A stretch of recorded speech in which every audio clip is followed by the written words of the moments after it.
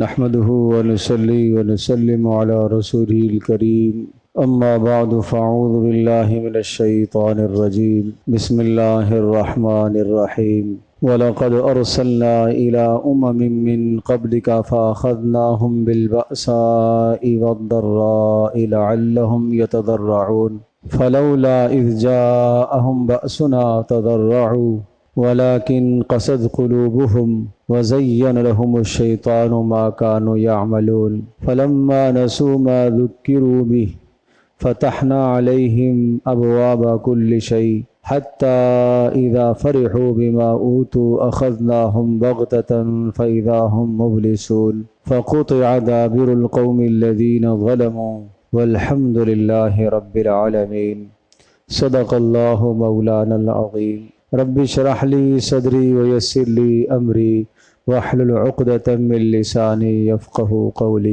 اللہم صلی علی محمد وعلی آل محمد کما صلیت علی ابراہیم وعلی آل ابراہیم انک حمید مجید اللہم بارک علی محمد وعلی آل محمد کما بارکت علی ابراہیم وعلی آل ابراہیم انک حمید مجید۔ اللہ تبارک تعالی رحمان اور رحیم ہے، بہت بڑا مہربان اور نہایت رحم کرنے والا اور سارے جہانوں کا پالنے والا۔ جب ہم سورۃ الفاتحہ پڑھتے ہیں تو سورۃ الفاتحہ پڑھنے سے پہلے یا قرآن کا آغاز جب ہم کرتے ہیں تو شروع میں ہم اعوذ باللہ من الشیطان الرجیم پڑھتے ہیں، پھر ہم بسم اللہ الرحمن الرحیم پڑھتے ہیں، پھر سورۃ الفاتحہ کی تلاوت کرتے ہیں۔ تو بسم اللہ الرحمن الرحیم لفظ اللہ اللہ کی مہربانی بتا رہا ہے، لفظ الرحمن اللہ کی مہربانی بتا رہا، لفظ الرحیم اللہ کی مہربانی بتا رہا، پھر الحمدللہ ساری کی ساری تعریفیں اللہ کے لیے، سب مہربانیاں اللہ کی طرف سے، رب العالمین سارے جہانوں کا پالنے والا، رب تربیت کرنے والا، پالنے والا، آہستہ آہستہ کمال تک پہنچانے والا۔ تو لفظ رب میں بھی اللہ کی مہربانی ہے۔ پھر دوبارہ سے اس لفظ کو دہرایا، الرحمن الرحیم بڑا مہربان ہے، نہایت رحم والا ہے۔ یہ سب کے سب الفاظ اللہ کی مہربانی پر، اللہ کے کرم پر، اللہ کے فضل پر دلالت کرتے ہیں۔ پھر فرمایا مالک یوم الدین، بدلے کے دن کا بھی مالک ہے، قیامت کے دن کا بھی مالک ہے۔ اس لفظ میں اللہ نے اپنی رحمت کو بھی ذکر فرمایا اور اپنے عذاب کو بھی ذکر فرمایا۔ بدلے کے دن کا مالک ہے، ایمان والوں کو، فرما برداروں کو بدلہ دے گا، انہیں ان کے نیک اعمال پر اجر دے گا، اور بدلے کے دن کا مالک ہے، نافرمانوں کو ان کے گناہوں کی سزا بھی دے گا۔ اصل سزا اور جزا کا فیصلہ تو آخرت میں ہوگا۔ اس دنیا میں اللہ اپنے بندوں پر، اپنے مسلمان بندوں پر گاہے بگاہے عذاب کی شکلوں کو ظاہر کرتا ہے۔ کیوں؟ اللہ مہربان ہے۔ کیوں؟ اللہ مہربان ہے۔ اللہ مہربان ہے، اللہ رحمان ہے۔ وہ اپنے بندوں پر مہربانی چاہتا ہے، وہ اپنے بندوں کو باغی اور نافرمان نہیں دیکھنا چاہتا، اپنے بندوں کو جہنم کا ایندھن بن کر دیکھنا نہیں چاہتا۔ وہ چاہتا ہے کہ میرے بندے میری اطاعت، میری فرما برداری کر کے جنت حاصل کر لیں، جو میری صحیح طرح سے اور آخرت میں میری رحمت کا مکمل مظہر ہے، وہ جنت ہے، تاکہ میرے یہ فرما بردار بندے، کلمہ پڑھنے والے یہ میری جنت کے مستحق بن جائے۔ جیسے انسان تھوڑی سی نافرمانی پر آتا ہے، اللہ کوئی عذاب کی شکل لاتا ہے، کوئی تنگی کی شکل لاتا ہے تاکہ یہ بندہ واپس آ جائے، تاکہ یہ واپس پلٹ آئے۔ پھر اگر یہ بندہ صحیح ہو جاتا ہے، اللہ کی فرما برداری پر لگ جاتا ہے، تو اللہ اس کے حالات کو پھر بہتر کر دیتا ہے۔ پھر اگر ذرا سی یہ سرکشی اور بغاوت کرتا ہے، پھر اللہ عذاب کی کوئی شکل سامنے لاتا ہے، پھر فرما بردار بنتا ہے، پھر اللہ پاک حالات کو بہتر کر دیتا ہے۔ اور اگر یہ بندہ اپنی سرکشی اور بغاوت پر ڈٹا رہتا ہے، اڑا رہتا ہے، کئی مرتبہ تنبیہات کے باوجود بھی اگر یہ اللہ کی رحمت کی طرف واپس نہیں پلٹتا، تو پھر اللہ پاک کسی بڑے عذاب کا فیصلہ اس دنیا میں کرتا ہے۔ سورۃ الانعام کی آیات مقدسہ جو میں نے تلاوت کی ہیں، آیت نمبر 42 ہے، اس میں اللہ پاک نے اسی قانون اور ضابطے کو ذکر فرمایا، وَلَقَدْ أَرْسَلْنَا إِلَىٰ أُمَمٍ مِّن قَبْلِكَ۔ ہمارا اصول یہ ہے کہ ہم انسانوں کی رہنمائی کے لیے، انسانوں کی ہدایت کے لیے اور انسانوں کے رائے راست پر چلنے کے لیے ہم اسباب بناتے ہیں۔ کیا اسباب بناتے ہیں؟ ہم رسولوں کو بھیجتے رہے، آخر میں محمد رسول اللہ صلی اللہ علیہ وسلم کو ہم نے رسول بنا کر بھیجا، اور انہوں نے لوگوں کو ہدایت دی، توحید کا سبق سکھایا، آخرت کا درس دیا اور رسالت کی باتیں سمجھائیں، اللہ کی اطاعت اور فرما برداری کی باتیں بتلائیں، نافرمانیوں کے نقصان بتلائے۔ محمد رسول اللہ صلی اللہ تعالی علیہ وسلم کے دنیا سے پردہ فرما جانے کے بعد آپ کی سیرت، آپ کی سنت اسی طرح سے ہمارے سامنے موجود ہے۔ پیارے پیغمبر صلی اللہ تعالی علیہ وسلم کے جانشین علماء کرام، علماء امت، واعظین امت نے امت کی ہدایت اور رہبری کا انتظام کیا، اور در حقیقت یہ انتظام اللہ پاک کی طرف سے ہوتا ہے، اجتماعی طور پر بھی، انفرادی طور پر بھی۔ کبھی کبھی اللہ پاک انفرادی طور پر کسی آدمی کے سامنے کوئی ایسا منظر لاتا ہے، اسے دیکھ کر آدمی ہدایت حاصل کرنی چاہیے۔ ناگہانی کوئی موت آ گئی کسی کی، اسے دیکھ کر آدمی کو سمجھ جانا چاہیے کہ یہ دن میرے ساتھ بھی آ سکتا ہے۔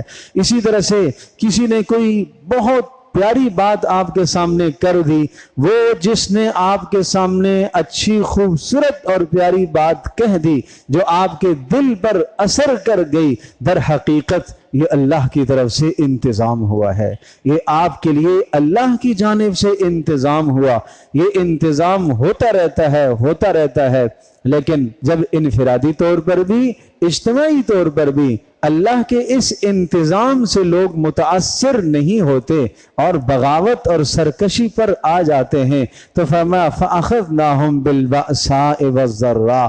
پھر ہمارا طریقہ یہ ہے کہ ہم کچھ تنگی ڈالتے ہیں، کچھ تکلیفوں میں مبتلا کرتے ہیں، کبھی مال کی تنگی آ جاتی ہے، اور کبھی جو ہے جسمانی تنگ دستی اور فقر و فاقے میں ہم مبتلا کرتے ہیں، کبھی جسمانی بیماریوں میں ہم مبتلا کرتے ہیں۔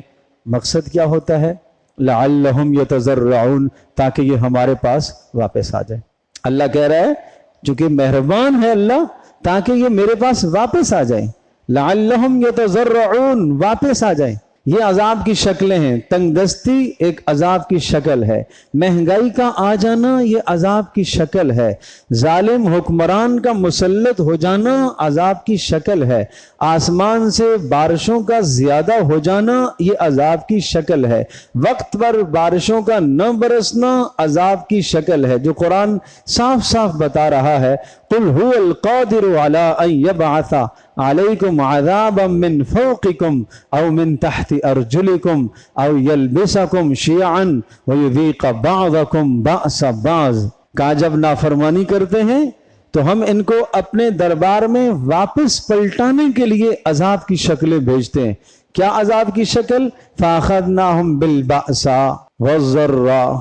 ایک تو مالی تنگی میں مبتلا ہوتے ہیں، فقر و فاقے میں مبتلا ہو جاتے ہیں، کبھی ایسے ہوتا ہے عذاب، کبھی پھر دوسری صورت یہ ہے جسمانی امراض میں مبتلا ہو جاتے ہیں. یہ کیا چیز ہے؟ یہ عذاب کی شکل ہے. قل هو القادر على ان يبعث عليكم عذابا من فوقكم. اوپر سے عذاب آتا ہے. کیسے اوپر سے عذاب؟ وقت پر بارش کا نہ ہونا، یہ اوپر سے عذاب ہے. نمبر 4، اوپر سے عذاب تیز موسلا دھار بارش کا ہو جانا جو طوفان کا سبب بن جائے، سیلاب کا ذریعہ بن جائے. یہ کیا ہے؟ یہ اوپر سے عذاب ہے. او من تحت ارجلہم، یا ہم نیچے سے عذاب لے کر آتے ہیں. 5ویں قسم عذاب کی، نیچے سے عذاب، طوفانوں کی شکل میں، زلزلوں کی شکل میں، یہ نیچے سے عذاب آتا ہے. یہ کیا ہے؟ یہ عذاب کی شکلیں ہیں. لیکن سب عذاب کی شکلوں کا ہدف اور مقصد کیا ہے؟ انسان اللہ کی طرف پلٹے. یا اوپر سے عذاب نمبر 6 یہ بھی ہوتا ہے، اوپر سے عذاب ظالم حکمران مسلط کر دیا جاتا ہے. فرمایا وَكَذَلِكَ نُوَلِّي بَعْضَ الظَّالِمِينَ بَعْضًا بِمَا كَانُوا يَكْسِبُونَ. جب انسان ظلم کرتے ہیں تو ان ظالموں پر ہم عذاب بھیجنے کی شکل کیا کرتے ہیں؟ اوپر سے ان کے اوپر ایک بڑا ظالم مسلط کر دیتے. انفرادی طور پر، اجتماعی طور پر جب معاشرے میں ظلم ہوگا، ہر آدمی چھوٹا ظلم کرے بڑا ظلم کرے، اوپر اللہ حکمرانوں کو ظالم لے آتا ہے. جب وہ حکمران ظالم بنتے ہیں ان کے اوپر دوسروں کا، غیر قوموں کا تسلط، وہ ان پر ظلم کرتی ہیں. جب وہ ظلم مچاتے ہیں پھر ظلم کے اوپر اور ظلم آنا شروع ہو جاتا ہے.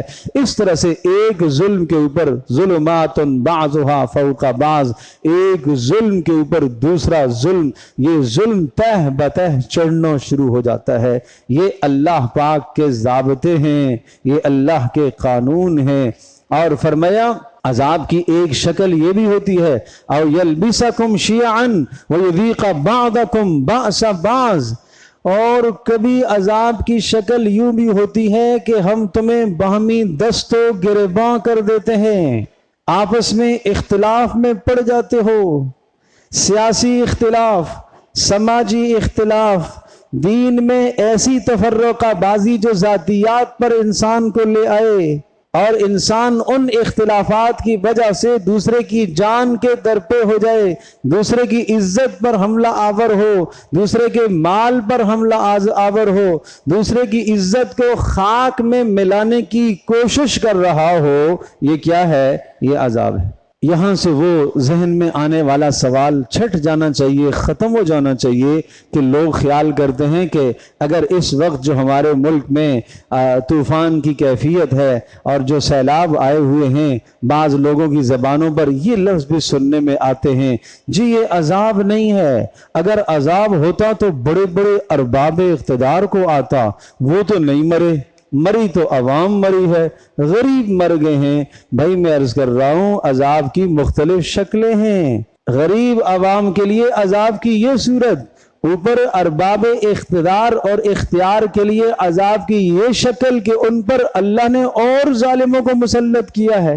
ان کے لیے ارباب اقتدار کے لیے عذاب کی یہ شکل کہ باہمی دست و گریباں، ایک دوسرے کی عزت کے درپے، ایک دوسرے کے خون کے پیاسے، نہ اپنی عزت محفوظ، نہ دوسرے کی عزت محفوظ، نہ جان محفوظ، اور خوف و ہراس کا یہ عالم اس قدر ترساں اور خوف زدہ ہیں کہ اللہ کی پناہ. یہ کیا ہے؟ یہ عذاب کی شکل ہے نا. ہر آدمی کی نوعیت کے حساب سے اس کے لیے اللہ کی جانب سے عذاب کی شکل متعین ہوتی ہے. اور عذاب کس کو کہتے ہیں؟ کہ انسان کا سکون چھن جائے، آدمی کا اطمینان ختم ہو جائے، سارے اسباب زندگی، سکون کے سارے اسباب ہونے کے باوجود بھی سکون کا چھن جانا، یہ عذاب کی شکل ہے. تو یہ کئی شکلیں ہیں عذاب کی، اور سب کی سب شکلوں کا ہدف اور مقصد کیا ہے؟ لعلہم یتضرعون، تاکہ یہ اللہ کی طرف پلٹ کے آ جائے. یہ مسلمانوں کے لیے ضابطہ ہے اللہ کا، یہ ایمان والوں کے لیے ضابطہ ہے. لعلہم یتضرعون، تاکہ اللہ کی طرف پلٹ کر آ جائیں. اگلی بات سنیے گا، فلولا اذ جاءہم بأسنا تضرعوا. یہ عذاب کی مختلف شکلیں جب آتی ہیں، عذاب کی مختلف صورتیں آتی ہیں، تنگی کی شکل میں، महंगाई की शक्ल में, बीमारी की शक्ल में, तूफान की शक्ल में, बाहमी इख्तिलाफ की शक्ल में, ये सब जब अजाब की सूरतें आती हैं, उसके बाद इंसान को अल्लाह की तरफ पलटना चाहिए था, रुजू करना चाहिए था। लेकिन कुरान कह रहा इस इंसान का रद्द अमल क्या हुआ, रद्द अमल क्या हुआ?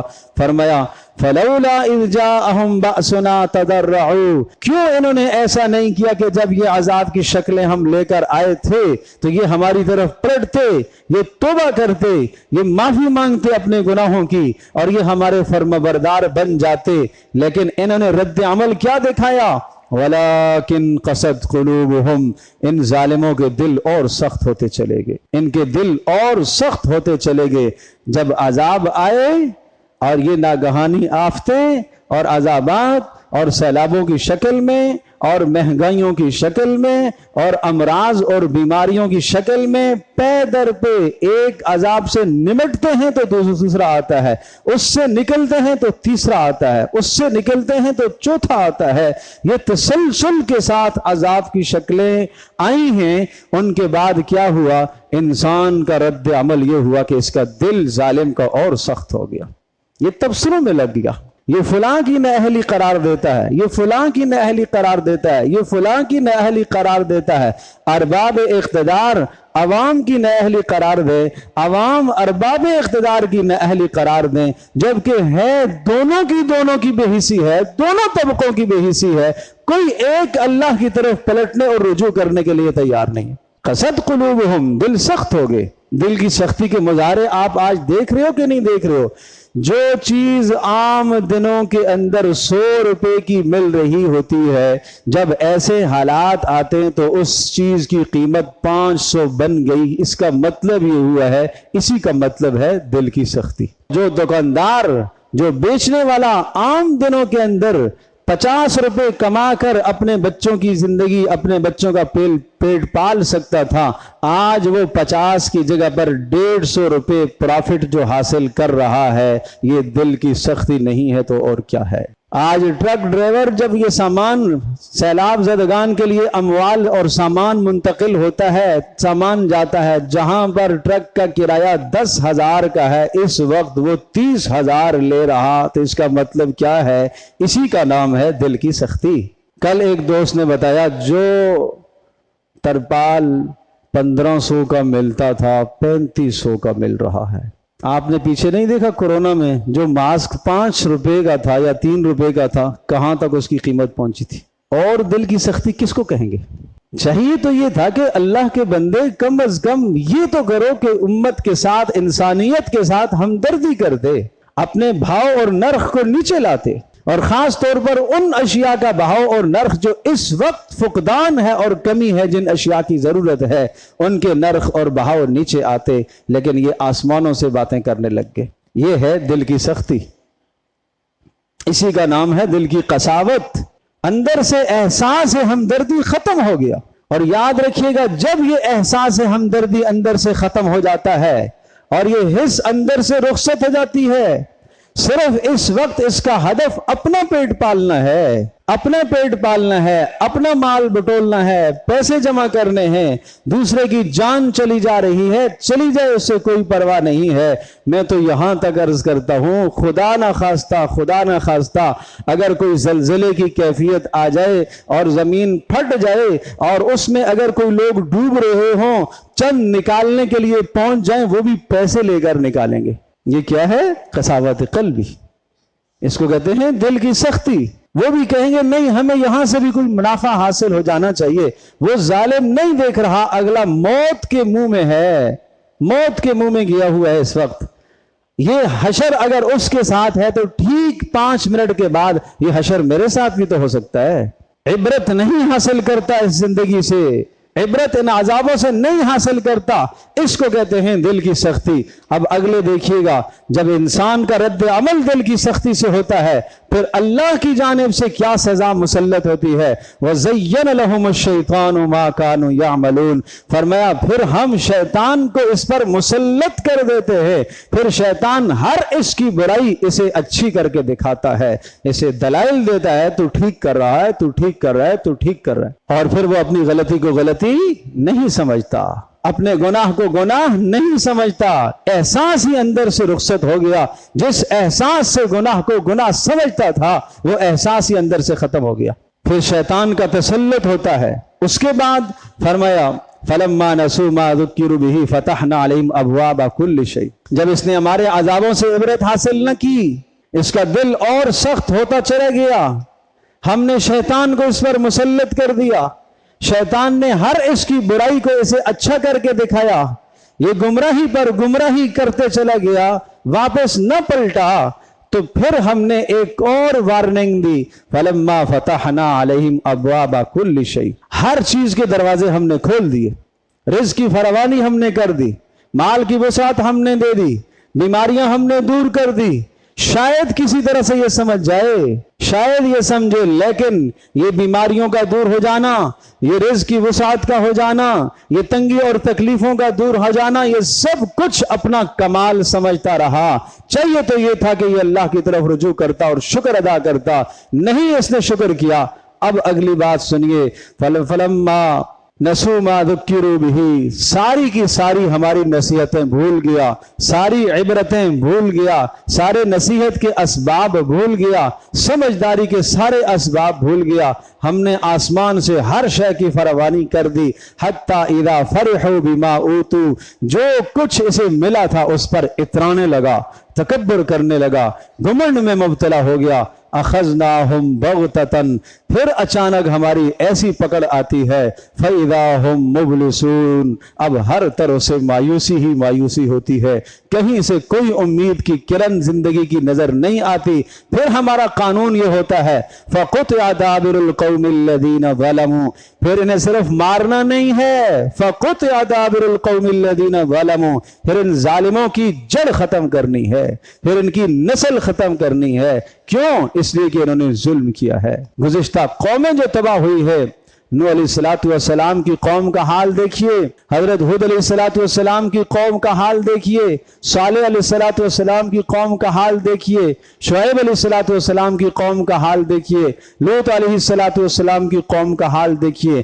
جب ان اقوام کے اندر بددیانتی حد درجے کی ہوئی ہے، اللہ کی طرف سے عذاب آئے ہیں۔ ترک نماز پر اتنے عذاب نہیں متوجہ ہوتے جتنی خیانت پر اور ظلم اور زیادتی اور بددیانتی پر اللہ کی طرف سے عذاب متوجہ ہوتے۔ والحمدللہ رب العالمین، کہا ایسے ظالموں کی جڑ ختم کر دینا، یہی اللہ کی ساری تعریف ہے، ساری تعریفیں اللہ کے لیے کہ ان ظالموں کی جڑ ہی ختم ہو گئی۔ تو میرا عزیز دوستو اور بزرگوں، سمجھنا چاہیے یہ انسان کا جو اس حالت میں رد عمل ہے، اللہ کی طرف سے جو عذاب کی شکلیں ہیں، اور پھر ہمارا جو رد عمل ہے، ہمارا رد عمل تو اللہ کی طرف پلٹنے کا تھا، ہمارا رد عمل تو اللہ کی طرف رجوع کرنے کا تھا، ہمارا رد عمل یہ ہونا چاہیے تھا کہ ہم اللہ کی طرف معافی مانگتے، ہم اللہ کی طرف پلٹتے۔ پیارے پیغمبر صلی اللہ تعالی علیہ وسلم کے ہاں تو یہ حال ہے کہ جب بارش زیادہ ہو جاتی ہے اور آسمان پر کالے کالے بادل دکھائی دیتے ہیں، اللہ کے رسول صلی اللہ تعالی علیہ وسلم جو گناہوں سے معصوم ہیں، اگلی پچھلی ساری خطائیں معاف ہیں، پیارے پیغمبر صلی اللہ تعالی علیہ وسلم کے چاہنے والے، آپ کے جانشین، آپ کے صحبت یافتہ صحابہ کرام رضی اللہ عنہم اجمعین، امت کا سب سے بہترین طبقہ ہے۔ وہ امت کا سب سے بہترین طبقہ اپنے نبی کے ساتھ مل کر مسجد کی طرف رجوع کرتا ہے، اللہ کے سامنے گڑ گڑاتے ہیں، اللہ کے سامنے روتے ہیں، اللہ کے نبی روتے ہیں، کہیں یہ قوم عاد کی عذاب کی شکل نہ آ جائے، کہیں یہ قوم سمود کی طرح عذاب کی کوئی شکل نہ ہو، کہیں یہ آندھی نہ بن جائے۔ اس طرح سے ان کو خوف ہوتا ہے یہ سارے مناظر دیکھ کر، یہ سب حالات دیکھ کر۔ لیکن آج کا ہمارا مسلمان، ہم جس زندگی سے گزر رہے ہیں، ہر دن عذاب آنے کے بعد سختی پر سختی بڑھتی چلی جاتی ہے، سختی پر سختی، قساوت پر قساوت، شقاوت پر شقاوت بڑھتی چلی جاتی ہے۔ پھر اس کے بعد جب اللہ کا عذاب آتا ہے تو وہ بہت بڑا پھر عذاب ہوتا ہے، پھر اس عذاب سے کوئی نہیں بچ سکتا، پھر وہ مایوس ہی ہو جاتے ہیں، کہیں سے کوئی بچنے کی کرن اور کوئی امید نظر نہیں آتی۔ ایک اور مقام پر اور اسی مضمون کو اللہ نے بڑے پیارے انداز سے اپنے ضابطے کو ذکر فرمایا، سنیے گا سورۃ الاعراف میں، وما ارسلنا فی قریۃ من نبی، ہم انسانوں کی ہدایت کے لیے اور انسانوں کے سمجھانے کے لیے اور ان کو رائے راست پر لانے کے لیے ہم ہدایت کے سلسلے قائم کرتے ہیں، جب یہ بھول جاتے ہیں پھر ہمیں کسی تکلیف میں مبتلا کرتے ہیں، اخذنا اہلھا بالبأساء والضراء، جسمانی تنگیوں میں ہم مبتلا کرتے ہیں، مالی تنگیوں میں مبتلا کرتے ہیں، مقصد کیا ہوتا ہے؟ تاکہ ہماری طرف رجوع کرے، ثم بدلنا مکان السیئۃ الحسنۃ حتی عفوا، اور پھر ان کی تکلیف جو ہوتی ہے اس تکلیف کو ہٹا کر ہم اچھی حالت کو لے کے آتے ہیں، بہتر حالت کو لے کر آتے ہیں، حتی عفوا وقالوا قد مضى، یہاں تک کہ مال میں فراوانی ہوتی ہے، ترقی ہونے لگتی ہے، تو زبانوں پر یہ کلمہ آنا چاہیے تھا کہ اللہ تیرا شکر ہے، تو نے ہمیں اتنا دیا، اللہ کی طرف رجوع کرنا چاہیے تھا۔ یہ کہنے لگے ہمارے آباء و اجداد میں بڑی غربت دیکھی تھی، بڑی تنگی دیکھی تھی، آج ہمارے پاس بڑی فراوانی ہے، اللہ کو پھر بھی یاد نہیں کیا بلکہ اپنی صلاحیتوں کو گنوایا، میں نے محنت کی، میرے باپ نے محنت کی، فلاں نے محنت کی، اس محنت کے نتیجے میں ہم پچھلی تکلیف سے نکلے ہیں۔ اللہ کہہ رہا پھر ہم ایسا پکڑتے ہیں انہیں شعور بھی نہیں ہوتا کہ کہاں سے پکڑ آئی۔ اور میرے عزیز دوستو اور بزرگو، اللہ کی تنبیہات کو سمجھو، اللہ کی تنبیہات کو سمجھو، اللہ کی جانب سے تنبیہ ہے، سمجھو۔ کہاں جب تکلیف دور ہو جاتی ہے سمجھ جاتے ہیں کہ بس اب تو عذاب چلا گیا، اب تو ختم بھائی، اب تو کورونا بھی ختم، اب تو سیلاب بھی ختم، آفات بھی ختم، زلزلے بھی ختم۔ لیکن فرمایا افامن اہل القری ان یاتیہم بأسنا ضحی، کیا اس بات سے بے خوف ہو گئے ہیں کہ گھر کے اندر بیٹھے بیٹھے دن میں اللہ عذاب کی کسی شکل کو لے آئے؟ کیا اللہ قادر نہیں ہے؟ اللہ زمین کو پھاڑ دے اور زمین تمہیں اندر نگل جائے؟ حدیث پاک میں آتا ہے کوئی دن ایسا نہیں ہوتا جس دن زمین اللہ سے اجازت نہ مانگے، اے اللہ تو مجھے اجازت دے میں اس تیرے بندے کو نگل جاؤں، اس نے تیری نافرمانی کی ہے۔ کوئی دن ایسا نہیں ہوتا جس دن آسمان اللہ سے اجازت نہ مانگے، اے اللہ تو مجھے اجازت دے میں پھٹ جاؤں اس نافرمان بندے پر۔ ہر دن اللہ پاک سے سمندر اجازت مانگتا ہے، اے اللہ مجھے اجازت دے میں اس بندے کو غرق کر دوں۔ اللہ کا جواب سنیے، اس کریم مالک کا جواب سنیے، اس کریم مالک کا جواب سنیے۔ اللہ پاک جواب میں کہتا ہے آسمان کو، زمین کو، سمندر کو، یہ تمہارے بندے، یہ تم نے بنائے؟ آسمان کہتا ہے نہیں اللہ ہم نے تو نہیں بنائے، زمین کہتی ہے اللہ ہم نے تو نہیں بنائے، سمندر کہتا ہے اللہ ہم نے تو نہیں بنائے، پھر کس نے بنائے؟ اے اللہ تو نے بنائے، تو نے پیدا کیا ہے، تو ہی مالک ہے ان کا، تو ہی ان کا خالق ہے۔ پھر اللہ کہتا ہے اگر میرے بندے ہیں تو ان کو چھوڑ دو، میں ان کی توبہ کا منتظر ہوں۔ ان اتانی لیلا قبلتہ وَإِنْ أَتَانِي نَهَارًا قَبِلْتُهُ، اگر یہ رات گناہ کر کے صبح کو آئے گا میرے سامنے ہاتھ پھیلائے گا میں اس کی توبہ کو قبول کروں گا، اور اگر یہ دن کو گناہ کر کے رات کی تاریکی میں میرے پاس آ جائے اور مجھ سے معافی مانگ لے میں اس کے گناہ کو معاف کر دوں گا، اور اگر یہ ساری کی ساری زمین کو گناہوں سے بھر دے اور سارے کے سارے گناہ اس کے اتنے ہو جائیں کہ آسمانوں کی بلندیوں تک پہنچ جائیں، سورج چاند ستارے اس کے گناہوں سے چھپ جائیں، اگر یہ ایک مرتبہ بھی سچے دل سے میرے پاس آئے اور مجھ سے آ کر کہے کہ اللہ مجھے معاف کر دے، میں اس کو معاف کر دوں گا، اس کو معاف کر دوں گا۔ مجھ سے کوئی نہیں پوچھ سکتا کہ کیوں معاف کیا ہے، ولا ابالی، مجھے کوئی پرواہ نہیں ہے، مجھے کسی کی ملامت کی کوئی پرواہ نہیں ہے۔ اللہ ایسی کریم ذات ہے، اللہ ایسا مہربان ہے، اللہ ایسا مہربان ہے، لیکن جب بندہ اس کی طرف پلٹتا ہے، رجوع کرتا ہے تو اس کی مہربانی متوجہ ہوتی ہے۔ وہ بندے سے کتنا رجوع کرتا ہے، کتنا رجوع کرتا ہے۔ اللہ ہر مثال سے پاک ہے، مثال دے کر سمجھایا کہ اگر یہ میرا بندہ میرے پاس ایک بالش بڑھتا ہے، ایک بالش آگے بڑھتا ہے، میں اس کی طرف ایک ہاتھ بڑھتا ہوں، یہاں سے لے کر یہاں تک کا فاصلہ ایک ہاتھ، اور اگر یہ میرے پاس ایک ہاتھ بڑھتا ہے تو میں ایک پورا بازو اس کی طرف آگے بڑھتا ہوں، یہ ایک بازو میری طرف بڑھتا ہے میں دونوں بازو اس کی طرف آگے بڑھتا ہوں، اور اگر یہ چل کر آتا ہے تو میں دوڑ کر آتا ہوں اس کی طرف۔ یہ سمجھایا ہے اس طرح سے، ایسا اللہ کا کرم ہے، اس مالک کی ایسی مہربانی ہے، اس اللہ کا ایسا اپنے بندے سے پیار ہے، اس اللہ کی ایسے اپنے بندے سے رحمت ہے، پھر بھی وہ عذابوں کو دور کرتا رہتا ہے۔ فرمایا وَمَا أَصَابَكُم مِّن مُّصِيبَةٍ فَبِمَا كَسَبَتْ أَيْدِيكُمْ وَيَعْفُو عَن كَثِيرٍ۔ اس دنیا میں جو عذاب ہم لے کے آتے ہیں یہ تمہارے گناہوں کا نتیجہ ہوتا ہے، لیکن بہت سارے گناہوں کو تو ہم ویسے ہی درگزر کرتے رہتے ہیں۔ اللہ اکبر، اللہ اکبر۔ تو ان سب باتوں کو سمجھنے کی ضرورت ہے، اللہ کی طرف پلٹو، اللہ کی طرف رجوع کرو، اللہ سے معافی مانگو، اپنے گناہوں پر نادم ہو جاؤ، شرمندہ ہو جاؤ۔ جو آدمی جس گناہ میں مبتلا ہے آج اس مجمع میں عزم کرے کہ انشاءاللہ اس گناہ کو میں چھوڑ رہا ہوں، سب عزم کرے انشاءاللہ ہم اس گناہ کو چھوڑ رہے ہیں۔ جو جس ظلم میں مبتلا ہے، جس زیادتی میں مبتلا ہے، اپنے ماتحت پر ظلم کر رہا ہے، حقوق العباد میں کوتاہی کر رہا، اللہ کے حق میں کوتاہی کر رہا، آج اس مجلس میں عزم کرو انشاءاللہ کہ ہم تمام گناہوں کو چھوڑ رہے ہیں۔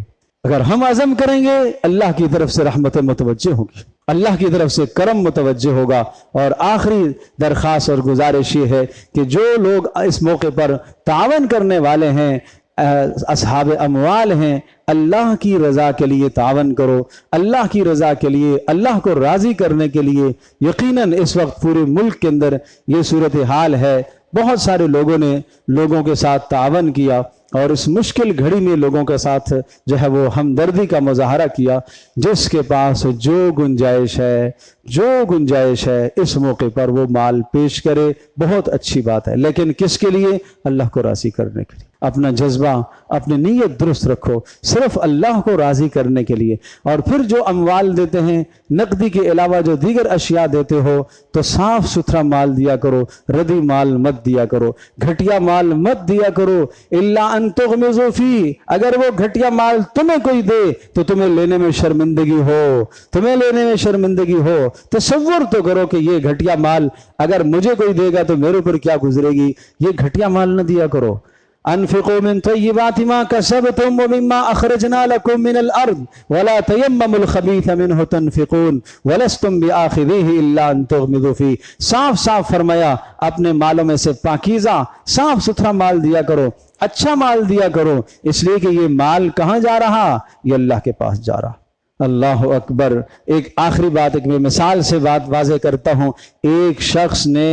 ایک بادشاہ نے اپنے 4 وزیروں کی کوئی سزا مقرر کرنی تھی اور ان کو ایک جگہ پر بند کر دیا، ایک باغ میں بند کر دیا، اور 4 کے ہاتھ میں ایک بورا دے دیا۔ کہا کہ اس کے اندر اس کے بعد آج آپ کو یہاں پر رہنا ہے نا، اور آج کے بعد 1 مہینے آپ یہاں رہیں گے، اور ہر آدمی اس بورے میں بادشاہ کے لیے اچھے پھل ڈالے۔ ایک نے بہت اچھا ڈالا، ایک نے گلا سڑا ڈالا، ایک نے سارا ناکارا ڈالا، سب نے بالکل خراب ڈالا۔ تو اس کے بعد ہوا کیا، جب وہ سب کے سب بادشاہ کی خدمت میں لے کر آئے تو بادشاہ نے یہ اعلان کیا کہ انہی بوروں کے ساتھ 1 مہینے کے لیے ان کو جیل میں بند کر دیا جائے، یہ اسی میں سے کھائیں گے۔ تو جس نے اچھا مال ڈالا تھا 1 مہینہ اس کی گزر بسر ہو گئی، جس نے سارا خراب ڈالا تھا 2 دن کے بعد بھوکا فقر میں آ گیا، جس نے کچھ گلا سڑا ڈالا تھا، کچھ ٹھیک ڈالا تھا، کچھ اور مزید زندگی اس کی چل گئی، جس نے اور اچھا ڈالا تھا اور اس کی زندگی چل گئی۔ تو سمجھایا یہ ہے کہ یہاں سے جو تم عمل آخرت کی طرف بھیجو گے وہ تمہیں ہی ملے گا، پاکیزہ چیز، صاف ستھرا مال اللہ کی راہ میں صدقہ دیا کرو۔ اللہ پاک ہم سب کے لیے سمجھنا عمل کرنا آسان فرمائے۔ وآخر دعوانا الحمدللہ رب العالمین۔